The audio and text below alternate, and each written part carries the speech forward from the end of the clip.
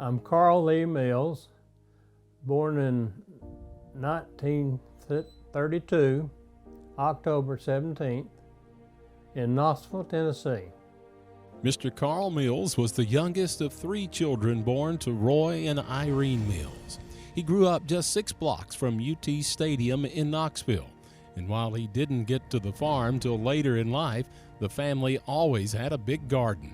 I remember my next door neighbor was a mail deliverer at UT, and he had access to mules and wagons and plows and stuff. My dad and Mr. Perrin, my next door neighbor, they had about a 2-acre garden every year. And I did learn how to hoe and all that kind of stuff in there, because when we were children, we were given chores to do and we did our chores. Young Carl attended grade school nearby and graduated from Knoxville High School in 1950.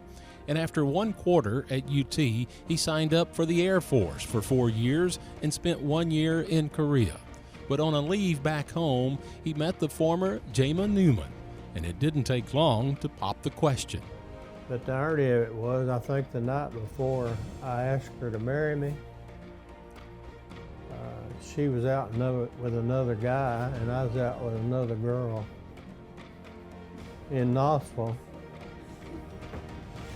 But anyhow, I brought her home that night, you know, and I said, I got something I want to ask you tomorrow. She said, well, why wait till tomorrow?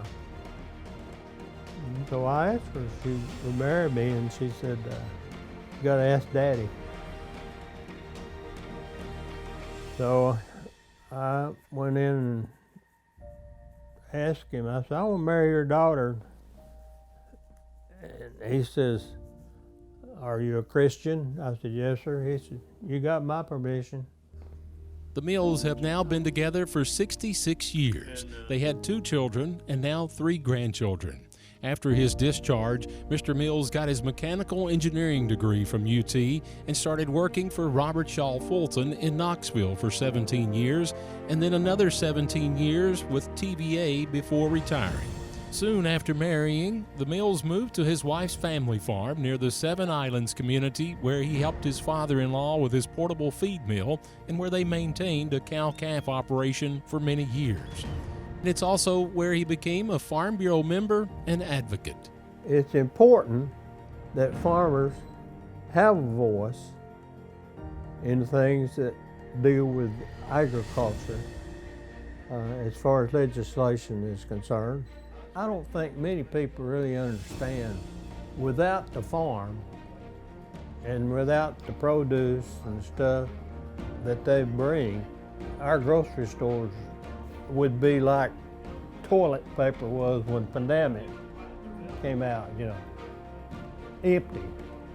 And children need to know this, because most of them probably had about as much agriculture education as I did when I was growing up in the city.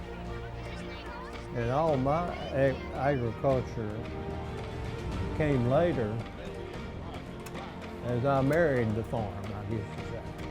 Mr. Mills served on the Knox County Board of Directors for several years, and where he and his wife were active with Farm City Days, policy development, and food checkout days. His wife served as chairman of the Knox County Farm Bureau Women, and he served as county president for 6 years. And just like with Farm Bureau, the Mills have been dedicated to their church, Hillcrest United Methodist.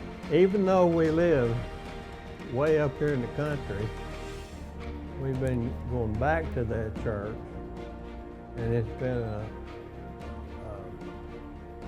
a vital part of our life together. You know, our children were baptized there and raised there. And I was choir director, and she was a pianist and organist, and I was lay leader for 30 years, I guess it was. Mr. Mills has been devoted to his church, his family, his community, and Farm Bureau. And because of his lifelong dedication, he receives the organization's highest honor, the Distinguished Service Award. I'm kind of in awe about it because I feel like that what we've got from the Farm Bureau has far exceeded what we've given the Farm Bureau. I cherish it, but I could think back and think of more other people that would be more deserving than me.